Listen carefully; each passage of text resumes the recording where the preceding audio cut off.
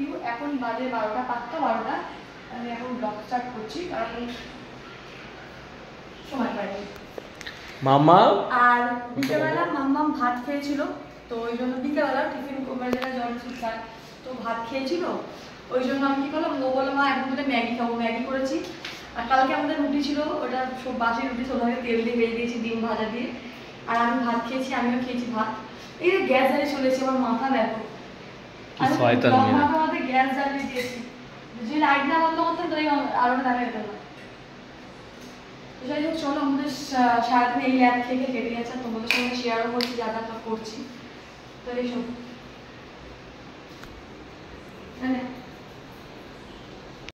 আমার মায়ের ডিমান্ড বেড়ে গেছে, আমার মা কারোর ভিডিওতে আসবে না, তারপর আমার মাকে এখন মা আমি ওর মা না মাসি। কত টাকা ভাড়া আছে? কি কত টাকা আছে? কত টাকা ভাড়া নিবি বল? তোর মা আমি শুনলাম নাকি তোকে তোর উপরে এখনো রেগে আছে। মা তো রেগে আছে এখন, কেন মা রেগে আছে এখন? তাও আমার কাছে চলে এসেছে। 4-5 মাস হয়ে গেছে বলে মনে হচ্ছে থাকবে, সে ভিতরে আছে। মা আবার আমার জন্য চিংড়ি মাছ কিনে রেখে দিচ্ছে, আমি চিংড়ি মাছ দিয়ে পান্তা খাবো বলেছি, বলে চিংড়ি মাছ ভাজা না ছেলে মানে আমার নাতি হবে, তাহলে ও যা খাবে আমাকেও দিতে হবে, তাই চিংড়ি মাছ সেটা খাবে কালকে। আমি মা বাবাকে বলছি আজকে, বাবা আজকে তো আমাদের সবাই তারকেশ্বর থেকে আসছে, আমাদের পাড়াতে সবাই তারকেশ্বরে গেছে, তো মাকে বলছি মা আমার তো মামার জন্য মানসিক আছে, তো আমি যাবো, তোকে 1 বছর আগে থেকে বলে রাখলাম যে আমার মেয়ে হোক ছেলে হোক দুটো বাচ্চা তোমার কাছে থাকবে, আমি কাউকে রাখবো না। আমি বলছি আমি 1 বছর আগে দিয়ে বলে রেখেছি, যে আগে বলবে তার হবে, দিদি আগের বছর বলবে, এখন তো বলবে না, আমি 1 বছর আগে দিয়ে বলে রেখেছি। আচ্ছা বিয়ে হয়ে গেলে মেয়ের বিয়ে করে শাশুড়ির কাছে বলে তো না, ও মায়ের কাছে বলবে। আরে আমার শাশুড়ি, আমি বলছি মা বলতে পারবে, মা ওকে মেরে ওকে ভয় থেকে বাঁচাতে পারবে, ওকে আদর করে। হ্যাঁ খাওয়ার না আমার মেয়ের ঝামেলা নেই, আমি জানি না যে সেকেন্ড আসছে সে আমার কোন প্রতিদেব আসছে। এবার আমার শাশুড়ি, আমার শাশুড়িকে যদি এরকম করে আমার টাকা দাও করে কাপড় ছিঁড়ে নেবে, আমার শাশুড়ি তুই টাকাটা নে আর বাইরে বেরা যা খাওয়ার আমাকে ছেড়ে দে। আমার শাশুড়ি টিভি দেখছে, দিয়ে বলে পটি পেয়েছে, নিচে নেমে দেখবে না কি করছে, মানে ওই যে শান্তি থাকে, যদি পয়সা নিয়েও শান্তি থাকে, আমার শাশুড়ি পয়সাও দিয়ে দেবে, ওই সব কিছু আমার শাশুড়ি মানে বকবে না, ডায়া করবে না, কিছু করবে না। এটা করে টুপি লাগাতে 14 বার খেয়েছে, আবার একবার বিস্কুট খেয়েছে শেষ করেছে, আর এবার কয়টা কথা টুপি লাগাতে যাচ্ছে না, তখন তো বলছে যা যাচ্ছে না।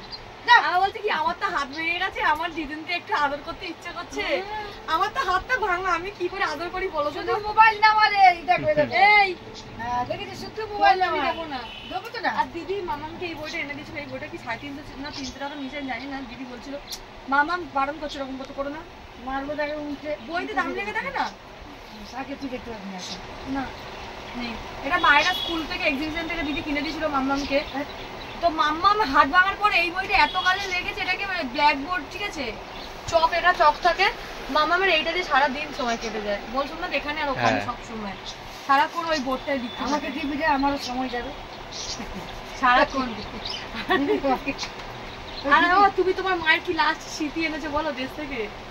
দেখেছো এই দেখো কানন বালা রঞ্জিত, মানে আমার মায়ের, ঠিক আছে মায়ের বছর কি হলো, আমি গেছিলাম, তো মা 2-3টে ছিল, কেকে নিয়ে নিয়েছে, এটা পড়েছিল, তো আমি নিয়ে যাই, আমারটা খারাপ হয়ে গেছে, আমার গান শুনতে শুনতে রান্না করতে করতে আমি গান শুনি, তাদের রান্নাটা ভালো হয়, সেটা না মনটা ভালো থাকে না, গান শুনতে শুনতে কাজ করলে তো। আর কি গান বাজছিল একটু আগে? আর কি গান বাজছিল, গানটা যদি শুনাই না বাবা আমার বুকে জানলা পার হয়ে পালাবে, এই গান তো শোনাতে পারবো না, মায়ের স্মৃতি একটা নিয়ে এসেছি। কি ভয়ঙ্কর একটা গান, যে কি মরে গেলে কি সব বলে দিল, বাবুর গান। আর নিচে শোনা না, মা না যখনই রেগে যায়, যেহেতু আমার মায়ের দেখাশোনা করে বিয়ে, তো দিদিমা দেখে দিয়ে তো দিয়ে দিয়েছে, যখনই মা রেগে যায় তখনই মা নিচে যাবে, দিদার ফটোতে 101খানা উঠবে, এত মুখ করবো দিদাকে, আগে তো ফোন করে বলতো, এখন দিদার ছবি, এত বড় একটা ছবি আছে, ছবির মধ্যে মুখ করে আবার উল্টা, লাস্টে বাবা কি করেছে, দোকান থেকে ছবিটার মুখ পেছন করে চোখে রেখে দিচ্ছে,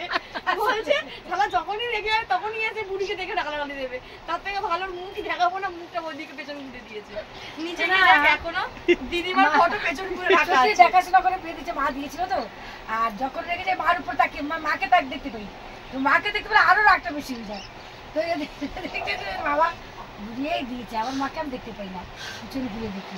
আমাদের 3 জন 3 রকম, আমার বাবা তুমি বকে যাও, কানে দুটো হেডফোন গুঁজে দিলে আমার বাবাকে শুনতে বলো না, ঠিক আছে, আমার বর আমি রেগে যাবো চিৎকার করবো, ও বেরিয়ে গেল, আরে এলে তো আমি এসে ভুলে যাই কথাটা, আমি আর কথাই বলবো না, ঠিক আছে, কিন্তু চেল্লাবো না। ও ঘর থেকে বেরিয়ে যায়, সব ঘর থেকে বেরিয়ে যায় চিল্লালে আমি। আর জামাই বাবু তুই 50 তো আমি 50, আমি বলবো না 50-50, তুই যে চেল্লাবি না আমি চেল্লাবো না। ও কি দুজনেই এত মেয়েদের মধ্যে ঝগড়া করে দুজনেই, শোন না তো বাবারে বাবা, সব এক ভগবান আমাদের তুলনা এক একটা করে। নাম্বার 1 তোর বাবা, তোর বাবা ঘর ঢুকিয়ে নেবে তোর বাবা, বলো বলছে ও শুনছে না। আর আমরা যদি কোনো দোষ করতাম, যদি বাবা আগে কিন্তু ওর টুকবে না যে তোরা দোষটা করেছিস, হ্যাঁ কেন করছিস এরকম। যদি মা বলে এই জিনিসটা করছে, হ্যাঁ করছে, কেন করছে, এত মানে মা যেটা বলবে সেটাই ঠিক, আমার বাবা জানে। আর এর ওপরে ওটা যাবে না, স্ত্রীর ওপরে স্বামী। কিন্তু বিয়ের পর আমরা কিন্তু কোনো কমপ্লেন করিনি যে তোমার মেয়ে কেন এরকম করলো বা কিছু এরকম করলো। কি যে করবে তাকে মার খাবে, যে বলবে সেই মার খাবে। এরাই দিয়ে দেবে। আমি আর আমার শাশুড়ি, দেখো শাশুড়ি বউর সাথে ঝগড়া করে হতেই পারে না, এখন হয়ই না। আগে তো হতো, যে আমি কেন হতো, আমি ঘুম থেকে দেরি করে উঠতাম বলে, এখন ওটাই অবজেকশন, কিন্তু আমার শাশুড়ি ওটাকে মেনে নিয়েছে, এখন মেনে নিতে বাধ্য। এবার যদি কোনো ভুল করতাম, মা আমার যদি রেগে যেত, তখন কি বলতাম, তোমার ছেলে না আমাকে বিয়ে করতো, তোমার ছেলে তো ভালো, সোমনাথকে দিল 2-3টা আপড়, এরকম ঘষতে ঘষতে চোখ দেখি সোমনাথের লাল হয়ে গেছে, কিন্তু আমাদের কিছু বলবে না। সোমনাথ খেয়ে যেত মায়ের কাছে চল, আর মায়ের তো মেয়ে নেই, বাবা তো শাশুড়ি নেই, তার শাশুড়ি না, মায়ের তারা ভালো লাগছে। তো যাই হোক, খুব আমরা কথা বলতে শুরু করলে মানে আরো বলি আরো কিছু বাকি আছে, বলো ব্লগ করতে, ব্লগ এখানেই এন্ড হয়ে যাবে। তো দিদি আসছে একটু পরে, মানে ব্লগটা বন্ধ করো আর আমার মেয়েকে ফোনটা দাও। আচ্ছা ও আমাকে, আমি দেশে ছিলাম আর আমাকে ফোন করে বলছে কি, ও দিদুন তুমি জানো আমার একটা তেলে একটা মেয়েতে না আমার পরে দুধ ফুরিয়ে দিয়েছে, অনেকগুলো রক্ত নিয়ে নিয়েছে। আর কি ডাক্তাররা কি বলছে, ডাক্তার আঙ্কেল আমি তোমাকে একটু জড়িয়ে ধরবো গো। তারপরে আমি কি করবো, আমি কি করে নিয়ে যাবো তোর জন্য, না আমার জন্য দেতি ডিম নিয়ে আসবে, দেতি মুরগি নিয়ে আসবে।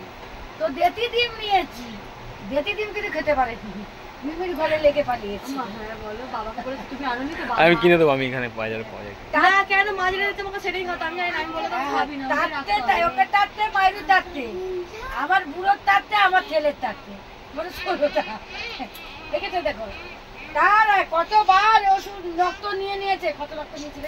আর শুধু খালি বলবে রিলস বানাবো, খালি রিলস বানাতে থাকবে। নেগলি আবার নিজ বানাবে। মামামের চিন্তা ভাবনা এখন সোমনাথকে বলছিলাম, সোমনাথ জানে না কেন বলছিলাম, মামামকে এখন শুয়ে বলছিল, মামাম তোর তার 20 আছে, কত তারিখ আজকে? 6 তারিখ মনে হয়। যাই হোক, তোর আজ 20-25 দিন 22 দিন পর তোর বার্থডে। তো ও বলছে মা আমি কেক কাটবো না, তাহলে আমি কেক কাটবো না। আমি কেন? আমি তোকে নিয়ে কালীঘাটে পুজোতে যাবো। আর এ মামাম তুই কি করবি বল? অনেকগুলো বিস্কুট নিয়ে গরিব মানুষকে দিয়ে দেবো।